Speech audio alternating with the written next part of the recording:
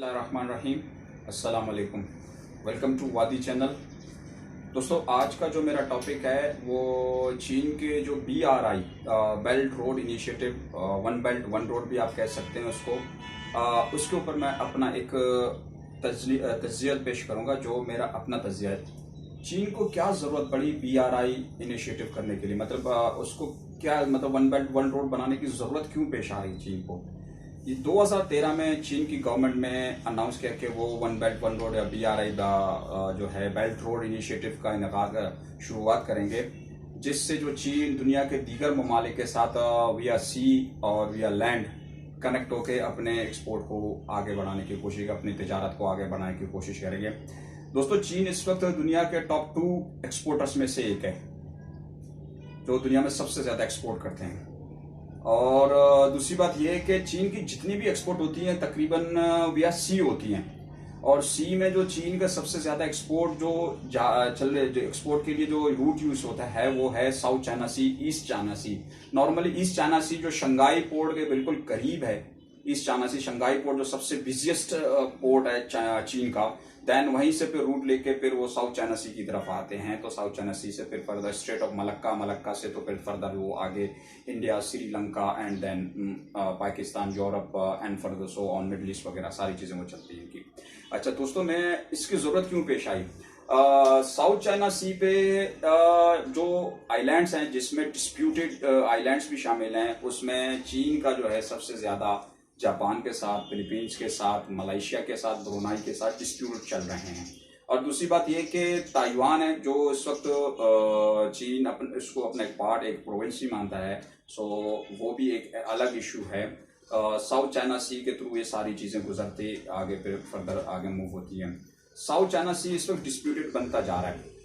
अगर इनके south China सी के ऊपर कोई जंग छिड़ जाती है या कुछ भी होता है, डिस्प्यूटेड एरिया, वो रूट बंद हो जाता है चीन के लिए, तो चीन पूरी दुनिया से कट जाएगा, उसकी एक्सपोर्ट सारी बैठ जाएंगी, वो पर वक्त वो जो है ना अपनी एक्सपोर्ट मुकम्मल नहीं कर सकेगा, क्योंकि एक ही रूट है चीन के पास। तो फर्दर चीन की गवर्नमेंट ने देखो फ्यूचर प्लानिंग स्टार्ट की है उसने, तो फ्यूचर में उन्होंने कहा जाएगा, और BRI जो कंप्लीट होगा 2049, मतलब 2050 तक कंप्लीट होगा वो अभी उसमें कंप्लीट होने में तो खैर बहुत टाइम है इसमें, लेकिन उन्होंने इनिशिएट तो किया 50 साल पहले की, उन्होंने पहले जो है ना तैयारी की हुई है, हमें करना क्या है, अगर साउथ चाइना सी बंद हो जाए तो फिर हम लोग कहाँ जाएंगे, कहाँ खड़े होंगे। सो उन्होंने इसी लिहाज से पूरी प्लानिंग की है अपनी।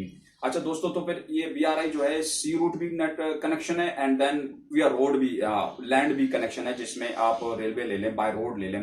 अच्छा, चीन की जो सरहदें हैं इस वक्त कई ममालिक के साथ मिलती हैं, जिसमें सेंट्रल एशिया है, इंडिया है, बांग्लादेश है, पाकिस्तान है, म्यांमार है, लाहौस है, एंड देन नॉर्थ कोरिया है, साउथ कोरिया भी ऑलमोस्ट उनके करीब ही है, तो उसमें मलेशिया भी करीब में है, मतलब ज्यादा दूर नहीं है, मतलब करीब तरीन ममालिक, ये सारे ममालिक जो हैं चीन के साथ। अच्छा, मैं दूसरी चीज ये बताना चाहूंगा कि बेल्ट एंड रोड स्टार्टअप लेने के बाद इसमें पाकिस्तान सबसे इंपॉर्टेंट रोल प्ले करेगा चीन के लिए।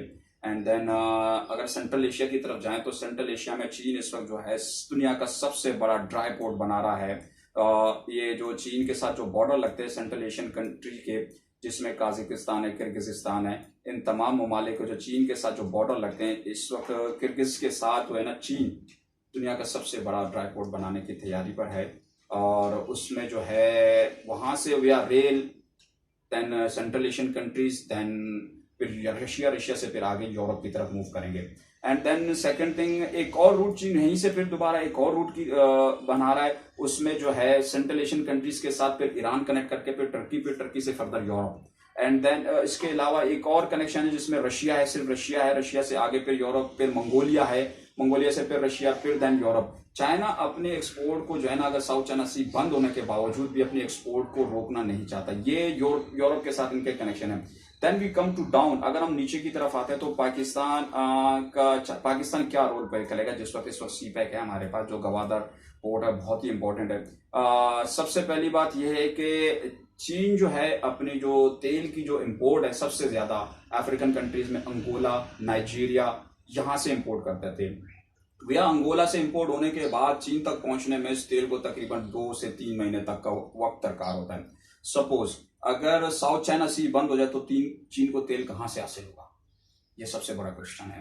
क्योंकि ईरान के साथ अभी उसने रिसेंटली वही अपना बेल्ट एंड रोड इनिशिएटिव के तहत $400 बिलियन की इन्वेस्टमेंट की है। तो चीन ईरान से भी तेल खरीद सकता है, लेकिन उस तेल में जाना तो भैया साउथ चाइना सी से ही जाना है ना, स्ट्रेट ऑफ मलक्का से ही जाना है। तो फिर वो कैसे, जब वो रूट ही बंद हो जाए तो ईरान के तेल को कैसे, इसमें पाकिस्तान का लोड सबसे ज्यादा इंपॉर्टेंट होगा।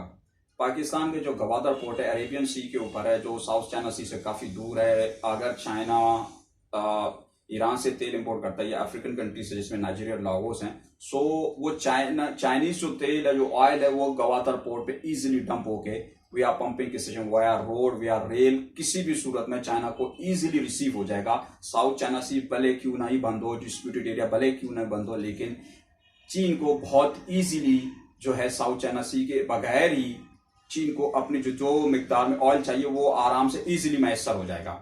और इसके बाद अगर साउथ चाइना सी वहां अगर बंद है तो चीन अपनी एक्सपोर्ट अगर मिडिल ईस्ट की कंट्रीज हैं जिसमें सऊदी अरेबिया है या अफ्रीकन कंट्रीज, उन तक पहुंचाने के लिए पाकिस्तान का ही रूट ही सबसे ज्यादा फिजिबल है, चीन के लिए आसान भी है और उसमें डिस्टेंस भी सबसे ज्यादा कम है। भैया अगर सी ये सारी चीजें चल रही होती तो उनमें बहुत टाइम टेकिंग होता है। सपोज अगर हम सेंट्रल एशियन की बात करते हैं तो सेंट्रल एशिया तक पहुंचने के लिए चाइना वह सी रूट लेके पहले यूरोप जाएगा, यहाँ से साउथ चाइना सी से निकल के अरेबियन सी, फिर इंडियन ओशन, फिर स्विस कैनाल, फिर यूरोप, फिर रशिया, देन वो पहुंचेगा। रादर देन उसने यही रूट लिया, बाय रोड बाय रेल लिया है। और इस वक्त जो ट्रेन वगैरह हैं BRI की वो चल भी रही हैं इस वक्त सेंट्रल एशिया में, ईरान में भी चल रही है। 14 दिन का सफर तय करके चाइनीज ट्रेन जो है ईरान पहुंचा, फिर इसके आगे टर्की के लिए भी उसको मजीद 2 से 3 दिन रिक्वायर्ड होंगे। वो पूरा एक सिस्टम है, मतलब बिल्कुल इजीली जो चाइना जो एक्सेस है वी आर सी, यही चीजें जो है ना उनको तकरीबन 2 से 3 महीने का टाइम अरसा लगता है। लेकिन ये कि चाइना इस वक्त जो है ना BRI के ऊपर सबसे ज्यादा फोकस किया, क्योंकि BRI से कनेक्ट करने के लिए चाइनीज जो प्रोजेक्ट है उसको 140 ममालिक को कनेक्ट करना चाहता है इस BRI के थ्रू, और इसमें $1 ट्रिलियन की इन्वेस्टमेंट है। इस वक्त तो सिर्फ चाइना टोटल इन्वेस्टमेंट ही कर रहा है, मतलब अभी तक चाइना को कोई प्रॉफिट रिसीव नहीं हुआ, ये सिर्फ इन्वेस्टमेंट हो रही है। अगर आप सेंट्रल एशिया में जाएं तो इन्वेस्टमेंट है, ईरान के साथ है $400 बिलियन की इन्वेस्टमेंट, पाकिस्तान के साथ CPEC के थ्रू इन्वेस्टमेंट जो है इसकी $65 बिलियन है, म्यांमार के साथ उनकी इन्वेस्टमेंट $21 बिलियन की है। इसी तरह फर्दर जितने भी ममालिक हैं जिनके साथ उसमें अफ्रीकन कंट्रीज भी हैं, उन सब में इस वक्त चाइना सिर्फ इन्वेस्टमेंट कर रहा है, उसको अभी तक कोई प्रॉफिट कुछ रिसीव नहीं हुआ। लेकिन ये प्रॉफिट, ये जो इन्वेस्टमेंट है इसकी चाइना की, ये फ्यूचर के लिए, ये फ्यूचर के हिसाब से वो अपनी पूरी इन्वेस्टमेंट करेगा। पहले हम जो भी कारोबार अगर शुरू करते हैं तो सबसे पहले हमें खुद भी इन्वेस्ट करना पड़ता है। इन्वेस्टमेंट के बाद हम पे 1-2 साल बाद जाके हमें फिर उसमें से थोड़ा थोड़ा सा प्रॉफिट मिलने से शुरू होना शुरू हो जाता है, फिर आगे चल के फिर वो इसी तरह same China doing the same, और वो 50 साल पहले की इन्वेस्टमेंट जो है अभी से शुरू की है ताकि अगले 30 से 32 सालों में उसमें से जो है ना प्रॉफिट आना शुरू हो जाए। Exactly this is the China का सबसे बड़ा मकसद यही है। और इसके अलावा इसी रूट को चाइना या लैटिन अमेरिका तक कनेक्ट करेगा, या सी रूट ही होगा वो, ऑब्वियसली वहां पे तो रेलवे का तो चांस नहीं है या बाय रोड का तो चांस भी नहीं बनता, वो सारे बिल्कुल भाई। अगर हम इसी सिनेरियो में देखें, जब चाइनीज पाकिस्तान से अगर ऑयल आके तो पाकिस्तान से ही एक्सपोर्ट होंगे, फर्दर जो गवादर पोर्ट से ही एक्सपोर्ट होंगे। अगर उसके साउथ चाइना सी सपोज अगर बंद हो जाए तो फिर पाकिस्तान से वो सारी चीजें एक्सपोर्ट करके फिर अफ्रीकन कंट्रीज के लिए, और ये है कि वहां से फिर ये जबूती पे ऑलरेडी चाइनीज नेवल बेस है, जो चाइनीज शिप्स जो हैं, जो अपना ट्रेड शिप्स हैं, उनको सिक्योर करने के लिए जबूती का रूट वो अपनाएगा। जबूती से फिर Swiss canal, then further move Europe to आगे वो सारी चीजें, फिर वो लैटिन अमेरिका, जो भी उसके वो रूट्स बनते हैं वो उसी हिसाब से। पाकिस्तान का सबसे ज्यादा इंपॉर्टेंट रोल है CPEC के थ्रू। CPEC अगर कंप्लीटली फहाल हो जाए, जिसमें पाकिस्तान में भी रोजगार के मौके बहुत ज्यादा है, क्योंकि दूसरी बात ये कि हम इसको अगर ट्रांसशिप करते हैं, मतलब ये कि यहाँ पे डंपिंग के बाद जो है ना फिर फर्दर चाइना मूव होना शुरू हो जाए, तो यहाँ पर हमारे लोगों को रोजगार मैसर होगा। एक पूरा रोड नेटवर्क बनेगा जिसमें रेलवे ट्रैक भी होंगे, और हमारा पोर्ट है गवादर पोर्ट जो बिल्कुल कंप्लीटली फहाल हो जाएगा, जिससे रोजगार के मौके मजीद ज्यादा बढ़ेंगे, हमारे यहाँ बेरोजगारी और भी कम होगी। चाहे पाकिस्तान का सबसे इंपॉर्टेंट रोल प्ले है, और विया इंपोर्ट और एक्सपोर्ट दोनों लिहाज से। अगर हम दूसरी तरफ देखें south Asian countries, central Asian countries को देखें, तो वहां पर चाइना से ज्यादा एक्सपोर्ट करेगा, इंपोर्ट के चांसेस वहां पर बहुत कम है।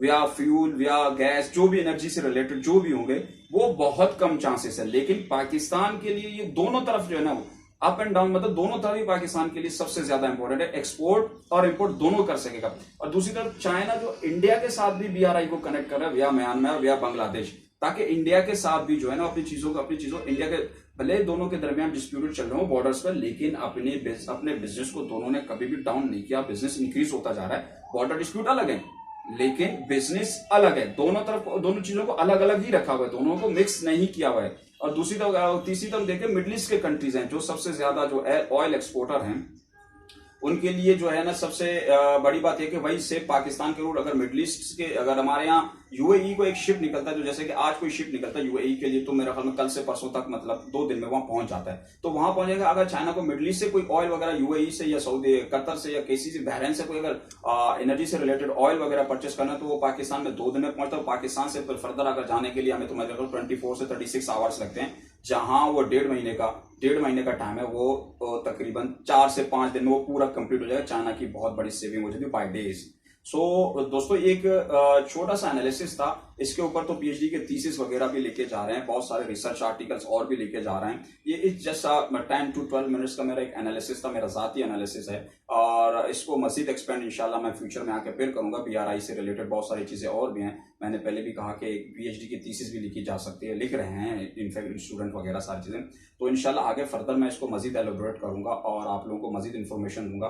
सो दोस्तों, अगर आपको ये वीडियो पसंद आई तो इसको मेरे चैनल को सब्सक्राइब करें, वीडियो को भी लाइक करें और शेयर करें, अपने दोस्तों को भी शेयर करें। Thank you very much. Allah Hafiz.